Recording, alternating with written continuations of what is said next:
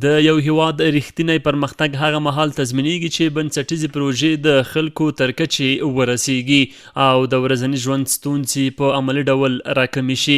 د لوګر ولایت د ازرې ولسوالۍ د جانخیلو په سیمه کې چې ډیورنډ فرضي کرښې ته نږدې پرته ده د 23 میلیونو افغانیو په ارزښت د یوې عام المنفعه پروژې د پرانستې مراسم ترسره شول. د سرحدونو، قومونو او قبایلو چارو وزارت د ښوونې او روزنې رئیس شیخ عبدالرحمن رحماني په خپلو څرګندونو کې وویل چې د هیواد سیاسي، اقتصادي او ټولنیز پرمختګ د اسلامي نظام له اساسي اهدافو څخه شمیرل کیږي. د تاسو د لوګر ولایت فرضي کرښې ته پرته ولسوالۍ لرئ چې هغه د ازرې ولسوالۍ ده. چون چې دا ولسوالۍ دا هغه یو مجاهد پروره ولسوالۍ وه، یو شهید پروره ولسوالۍ ده او د خدماتو نه محرومه ولسوالۍ وه.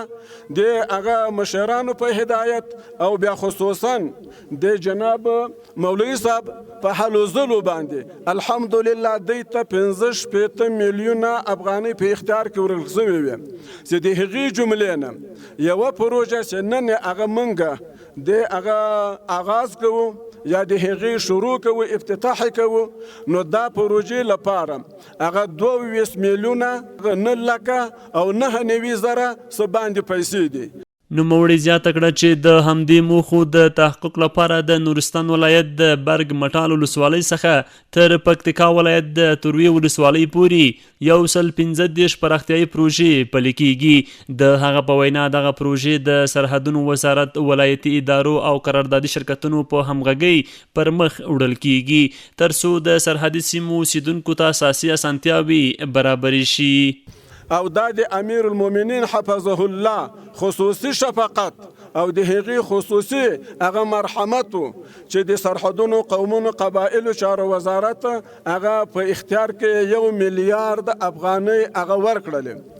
هغه 1 میلیارد افغانۍ بیا هغه مختلف ولایتونه چې د نورستان بیا تر پکتیکا پورې چې دا وو هغه فرضي کرښې ته پرته ولایتونه دي او بیا په خصوص کې هغه ولسوالۍ چې هغه د کرښې ته نږدې پرتې دي هغه څه محروم وو له خدماتو نه.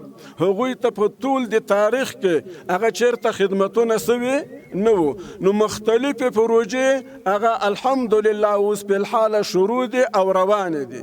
بلخوا د سیمې خلکو او ځایي چارواکو د دغه پروژو پر عملي کېدو خوښي څرګنده کړې او دا یې د سیمې د پرمختګ لپاره مهم ګام بللی دی. کارپوهان باور لري چې په لیرې پرتو او سرحدي سیمو کې د پراختیایي پروژو پلي کول د سیمهیز انکشاف، ټولنیز ثبات او اقتصادي فرصتونو د رامنځته کېدو لپاره بنسټیز ارزښت لري.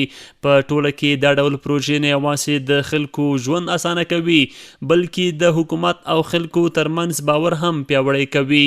تمه ده چې د دې لړۍ په دوام سره به لا زیاتې سیمې له بنسټیزو اسانتیاوو برخمنې شي او هیواد به د متوازن پرمختګ په لوري ګړندي ګامونه واخلي.